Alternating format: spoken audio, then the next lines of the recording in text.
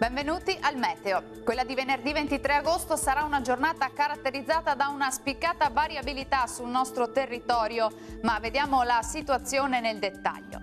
Sul Veneto sin dal mattino ci attendiamo qualche piovasco sul Bellunese e sul Trevigiano, mentre altrove si manterrà in genere più stabile. Col passare delle ore l'instabilità potrebbe riguardare anche il resto della regione, con occasionali acquazzoni a carattere sparso e localmente anche intensi.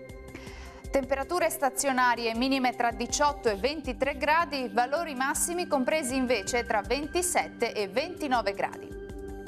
Ci spostiamo ora sul Friuli Venezia Giulia, dove non si escludono dei piovaschi sparsi, specie sulle aree montuose e in pianura, meno probabili tuttavia sulle coste, dove sarà in genere più soleggiato. Temperature minime tra 20 e 24 gradi, massime oscillanti tra i 29 e i 30 gradi. Sarà instabile anche sul Trentino Alto Adige, con isolati acquazzoni alternati tuttavia a schiarite maggiormente asciutte e soleggiate.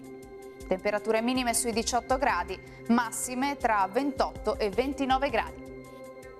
Dal Meteo di Antena 3 per ora è tutto, vi do appuntamento al prossimo aggiornamento. Arrivederci.